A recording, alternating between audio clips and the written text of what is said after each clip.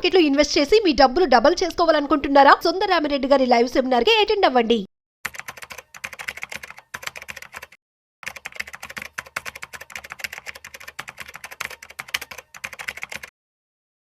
Hello sir, నమస్తే. నమస్తే అమ్మా కీర్తి. యా సార్, ఇప్పుడు ఇన్వెస్ట్మెంట్స్ మీరు అన్నారు, ఎలా ఇక్కడ కొత్తగా వచ్చే వాళ్ళు ఇన్వెస్ట్మెంట్ చేయాలి, ఏం చేయాలి అని అంటే stock markets, equity markets better అని చెప్పి. అయితే స్టాక్ మార్కెట్స్లో కూడా అంటే డిఫరెంట్ ఉంటాయి కదా. అంటే కొంతమంది అంటారు ఈక్విటీ మార్కెట్ బెటర్ అని, స్మాల్ అండ్ మిడ్ క్యాప్స్ అని అంటూ ఉంటారు. అంటే వీటన్నిటికీ డిఫరెన్స్ ఏంటి, ఎందులో మనం మంచి రిటర్న్స్ అనేది ఎక్స్పెక్ట్ చేయొచ్చు, అండ్ ఒక కామన్ పర్సన్ కొత్తగా మనం పెట్టి ఎర్న్ చేయాలి అని అనుకునే వాళ్ళు, అండ్ అంటే ఇందాక మీరు అన్నారు బ్యాంకింగ్స్ అని, ఇన్ఫోసిస్ ఇలాంటివి. సో ఏ సెక్టార్స్ లో కూడా మనం ఇన్వెస్ట్ చేస్తే బెటర్ అని? ఇప్పుడు చూడండి అమ్మా, ఏదైనా ఒక కంపెనీ పెట్టాలంటే వాళ్ళకి డబ్బు అవసరం. ఓకేనా? ఓకే. ఎస్బీఐ బ్యాంక్ ఉంది, గవర్నమెంట్ ఆఫ్ ఇండియా. అయితే వాళ్ళు ఒక 30-40 ఏళ్ల క్రితం ఎస్బీఐ బ్యాంక్స్ లిమిటెడ్ ఉండేవి దేశంలో, కొన్ని సెలెక్టెడ్ బ్యాంక్ పెద్ద నగరాల్లో ఉండేవి. ఇప్పుడు ఏ వీధి కన్నా వెళ్ళండి, ఎస్బీఐ బ్యాంక్ ఉందా, హెచ్డిఎఫ్సి బ్యాంక్ ఉందా, ఐసిఐసి బ్యాంక్ ఉందా. అట్లా కంపెనీస్కి డబ్బు సమీకరించుకుంటే బ్రాంచెస్ వీధికి వెళ్ళిపోతాయి. డబ్బు ఉంటే బ్రాంచెస్ తెరుస్తారు, బిజినెస్ ఎక్స్పాండ్ చేస్తారు. ఏ కంపెనీకైనా డబ్బు కావాలంటే, బ్రాంచెస్ ఎక్స్పాండ్ చేయాలంటే 2 రకాలుగా వాళ్ళు డబ్బు సమీకరించుకుంటారు. ఓకే. ఒకటి equity, 2 debt. Okay. Okay. Equity అంటే ఈక్వల్ ఆపర్చునిటీ, కంపెనీస్లో ఓనర్షిప్ ఇస్తారు. ఇప్పుడు మీరున్నారమ్మా, ఎస్బీఐకి మీరు డబ్బు ఇస్తారు, వాళ్ళు బ్రాంచెస్ ఎక్స్పాండ్ చేయడానికి మీరు ఎస్బీఐకి డబ్బు ఇస్తారు. ఓకే. మీకేంటి ఉపయోగం? మీకు వాళ్ళు ప్రాఫిట్స్ లో షేర్ ఇస్తారు. మీరు ఫస్ట్ షేర్ ఇస్తారు, అంటే మీరు కంపెనీలో ఓనర్షిప్ మీకు ఇస్తారు. ఓకే. ఒక కంపెనీకి 1 కోటి షేర్లు, 10 కోట్ల షేర్లు, 50 కోట్ల షేర్లని ఆపర్చునిటీ ఈక్వల్ గా డివైడ్ చేస్తారు. ఒక షేర్ 100 రూపాయలు పెట్టారనుకోండి సపోజ్, మీరు 1000 రూపాయలు ఇస్తే మీకు 10 షేర్లు ఇస్తారు. కరెక్ట్. అంటే మీరు 10 భాగాలు, 1 కోటి భాగాలు ఉంటే 10 భాగాలకి మీరు ఓనర్షిప్. ఈక్విటీ రూపేణా డబ్బు సమీకరించుకుంటే మీకు షేర్లు ఇస్తారు, ఒక మార్గం. రెండవది, ఏ కంపెనీ అయినా ఈక్విటీ రూపేణా కొన్ని 100 కోట్లు సమీకరించుకుంటుంది, షేర్లు ఇస్తారు. రెండవది డెట్ రూపేణా అప్పు తీసుకుంటారు. ఓకే. ఏ కంపెనీ అయినా, అది రిలయన్స్ కావచ్చు, టీసీఎస్ కావచ్చు, ఎంత దుర్భేద్యమైన కంపెనీ అయినా కానీ ఈక్విటీ రూపేణా డబ్బు సమీకరించుకుంటారు, డెట్ అప్పు రూపేణా. ఓకే. అప్పు ఇచ్చారనుకోండి, అప్పు ఎవరు ఇస్తారు కంపెనీస్కి? బ్యాంక్స్ ఇస్తాయి, NBFCs, non banking finance corporations, okay, NBFCs ఇస్తాయి. ఇండివిజువల్స్ కూడా అప్పిస్తారు. ఓకే. మ్యూచువల్ ఫండ్స్ ద్వారా మనం బాండ్స్ కొంటే మ్యూచువల్ ఫండ్స్ వాళ్ళు అంటారు అది డెట్ ఫండ్స్ లో ఇన్వెస్ట్ చేయడం అంటే అదే. కరెక్ట్. మీరు అప్పు ఇచ్చారనుకోండి అమ్మా, ఇక్కడ మీకు ఓనర్షిప్ ఉండదు, వడ్డీ ఇస్తారు. ఇక్కడ మీరు అప్పిచ్చేవాళ్ళు, కంపెనీ తీసుకునేదే. అంటే ఇక్కడ బాండ్ ఫండ్స్, డెట్ ఫండ్స్ అంటారు. ఇక్కడ ఒక 9%, 8.5%, 9 అంటే బ్యాంక్ కంటే కొంచెం ఎక్కువ ఉంటుంది. దీన్ని బాండ్ ఫండ్స్. అది ఇంకా పెరగదు టైం ప్రాసెస్ లో, అది ఫిక్స్డ్ ఉంటుంది. సో రెండు రకాలుగా కంపెనీస్ సమీకరించుకుంటాయి. సో అంటే ఇప్పుడు మీరు డెట్ అంటే అప్పు ఇవ్వడము, పర్సెంట్ అంటే ఒక ఇంట్రెస్ట్ అనేది ఫిక్స్ చేస్తారో, అది ఇంకా పెరగదు, దాన్ని ఫిక్స్ గా అంతే మనం ఇన్వెస్ట్ చేసినంత వరకు ఉంటుందని చెప్పారు. అదే మనకి ఈక్విటీలో అయితే ఎలా ఉంటుంది? మంచి క్వశ్చన్ అడిగాము. ఇప్పుడు చూడండి, డెట్ అంటే కంపెనీస్ 8%, 8.5, 9 వాళ్ళకి లాభం వచ్చినా రాకపోయినా కంపెనీస్ ఫిక్స్ గా పే చేయాలి. ఈక్విటీస్ లో మీరు ఓనర్స్ అయ్యారు, మీరే ఉన్నారమ్మా. ఇప్పుడు చూడండి, first equities first time companies expand చేయడానికి డబ్బులు సమీకరిస్తాయి కంపెనీస్.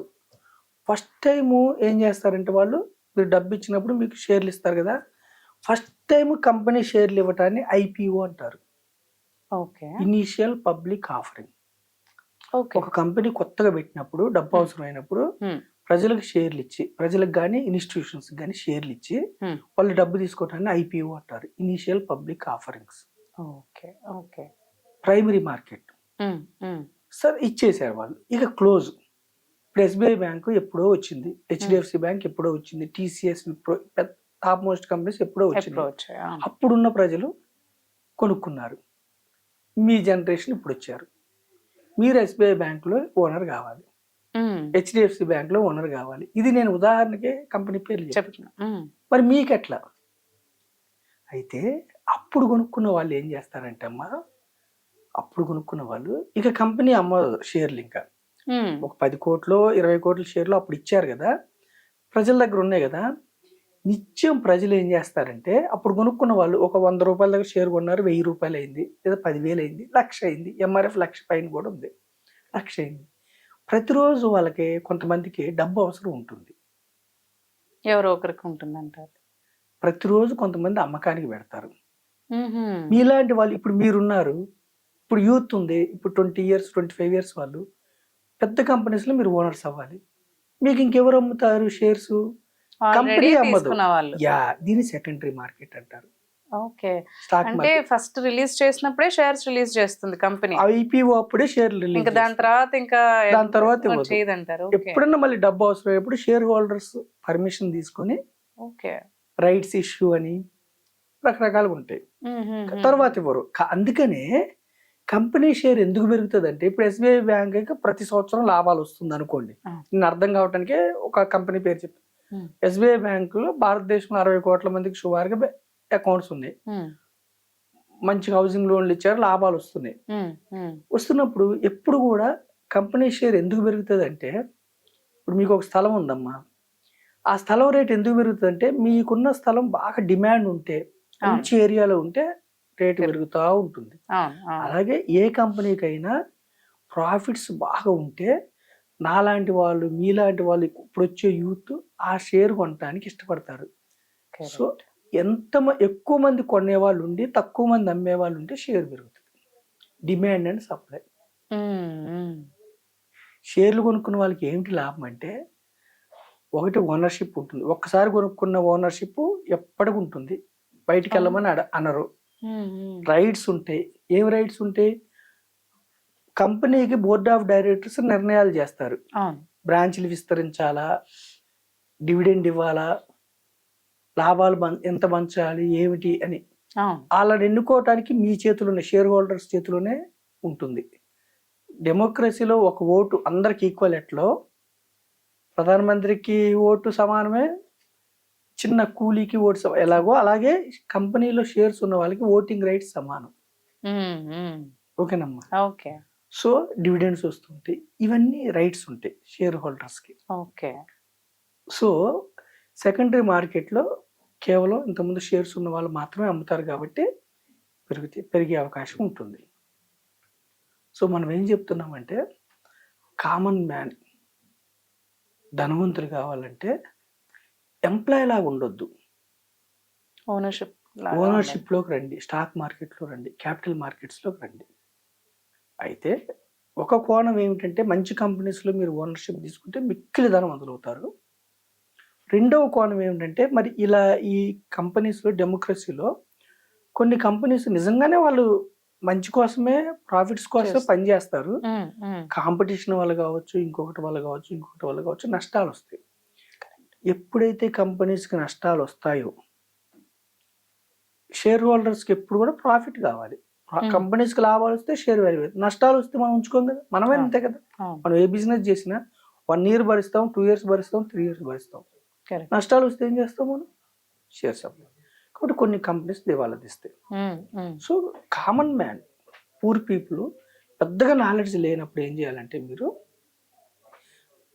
మీరు కంపెనీస్ రీసెర్చ్ చేసే నాలెడ్జ్ లేనప్పుడు మీరు ఏం చేయాలంటే, మనకి భారతదేశంలో ఈక్విటీ మ్యూచువల్ ఫండ్స్ అంటే, మన తరపున మ్యూచువల్ ఫండ్ సంస్థలు మనం 100 రూపాయలు ఇస్తే కూడా 50 కంపెనీలు షేర్స్ కొంటారు. ఓకే. తర్వాత ఏ కంపెనీ మంచిది, ఏది చెడ్డది అనేది మనం రీసెర్చ్ చేయకపోయినా వాళ్ళు 20-30 మందిని స్టాఫ్ పెట్టి రకరకాల టూల్స్ ద్వారా వాళ్ళు సిస్టమేటిక్గా చూస్తారు. అయినా షార్ట్ పీరియడ్లో నష్టాలు వస్తాయి. అందుకని ఈక్విటీస్లో ఎప్పుడు కూడా ఈక్విటీస్ అంటే ఓనర్షిప్ ఆఫ్ ఎప్పుడు కూడా ఇప్పుడు ఏమైందంటే అమ్మ ఓనర్షిప్స్లో చిన్న విషయాలకంటే క్యాపిటల్ మార్కెట్స్ ఎప్పుడు పర్ఫెక్ట్ అంటే ఏ చిన్న విషయం ఆ కంపెనీకి అనుకూలంగా చిన్న విషయం వస్తే స్టాక్ పెరుగుతుంది, ఆ కంపెనీకి వ్యతిరేకంగా చిన్న విషయం వస్తే స్టాక్ తగ్గుతుంది. మళ్ళీ ప్రపంచానికి సంబంధం ఉంటుంది క్యాపిటల్ మార్కెట్స్ ట్రేడింగ్ అంటే.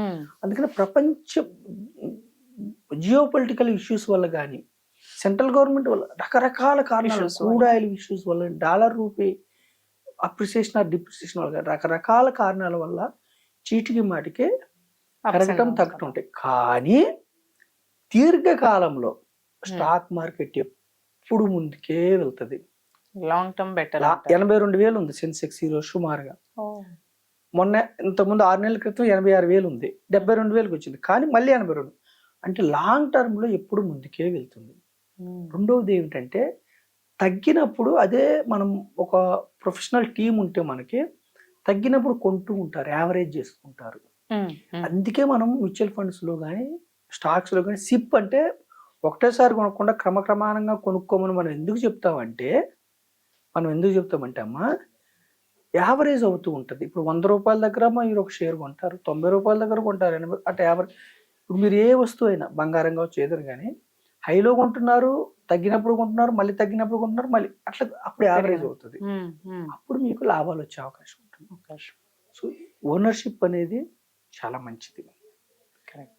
ఓనర్షిప్ తీసుకుంటే మీ డబ్బు మీకోసం పనిచేస్తుంది. మీ డబ్బుని మీరు పనిలో పెట్టాలి. మీరు ఇంట్లో నిద్రపోతున్నా మీరు ఒక కంపెనీలో ఓనర్షిప్ తీసుకుంటే, ఎస్బీఐ బ్యాంక్లో మీరు ఓనర్షిప్ తీసుకున్నారు సపోజ్, కరెక్ట్. ఎస్బీఐ బ్యాంక్లో హౌసింగ్ లోన్ తీసుకున్న వాళ్ళందరూ మీకోసం పనిచేస్తున్నట్టు. ఎందుకు? ₹1,00,00,000 హౌసింగ్ లోన్ తీసుకుంటే 2 కోట్లు కడతారు. ఆ కోటి ఎవరికి వెళ్తుంది? Share holders. ఎస్బీఐ బ్యాంక్లో పర్సనల్ లోన్ తీసుకున్న వాళ్ళందరూ మీకోసం పనిచేస్తున్నట్టు. ఎస్బీఐ బ్యాంక్లో ఎంప్లాయీస్ వాళ్ళ జీతం కోసం వాళ్ళు పనిచేస్తారు, కానీ ఇండైరెక్ట్ గా షేర్ హోల్డర్స్ కోసం పనిచేస్తారు. అంటే మీ డబ్బు మీకోసం పనిచేసేలాగా పెట్టాలి. రేపు అనేది ఉంది కాబట్టి ఈరోజు ఇన్వెస్ట్ చేయాలి. రేపు అనేది లేకపోతే ఈరోజు ఇన్వెస్ట్ చేసే పని లేదు, వచ్చినట్టు కట్ చేయాలి. సో నేను పేదవారికి మధ్యతరగతి వారికి ఏం చెప్తున్నానంటే సంప్రదాయబద్ధమైన సేవింగ్స్ కాకుండా కంపెనీస్లో ఓనర్షిప్, అది డైరెక్ట్ స్టాక్స్లో కొనుక్కుంటారా మీ ఇష్టం, నాలెడ్జ్ లేకపోతే డైవర్సిటీ ఈక్విటీ మ్యూచువల్ ఫండ్లోకి వస్తారా మీ ఇష్టం. స్టాక్స్లో ఓనర్షిప్ అని ట్రేడింగ్ జోలికి వెళ్ళకండి. అర్థం చేసుకోండి, ట్రేడింగ్ వేరు, ఇన్వెస్ట్మెంట్ వేరు. ఇన్వెస్ట్మెంట్ ఎప్పుడు షార్ట్ పీరియడ్ కోసం కాదు, దీర్ఘకాలం. ఎందుకు దీర్ఘకాలం అంటే సెన్సెక్స్ ఎన్ని ఒడిదుడుకులున్నా 10 సంవత్సరాలు ఇన్వెస్ట్ చేసిన వారికి ఎవరికి నెగిటివ్ రిటర్న్స్ లేవు. 10 years ఉంటే ఏ సంవత్సరం అయినా మీరు ఇన్వెస్ట్ చేయండి, 10 years ఆగితే నెగిటివ్ రిటర్న్స్ లేవు. పైగా 12% పైన రిటర్న్స్ వచ్చినాయి. మీరు గూగుల్లో చెక్ చేసుకోండి. అందుకని మనం లాంగ్ టర్మ్ ప్రమోట్ చేస్తున్నాం, ఈక్విటీస్ ప్రమోట్ చేస్తున్నాం. రిస్క్ని అర్థం చేసుకుని ఇన్వెస్ట్ చేయమని నేను మధ్యతరగతి వారికి సుమన్ టీవీ ద్వారా మీ ద్వారా నేను సందేశం ఇస్తున్నాను. అండి, చాలా చక్కగా అంటే డీటెయిల్గా అన్ని కూడా ఎక్స్ప్లెయిన్ చేశారు. థ్యాంక్ యూ అండి. Thanks for sharing all the information. Thank you అమ్మా కీర్తి.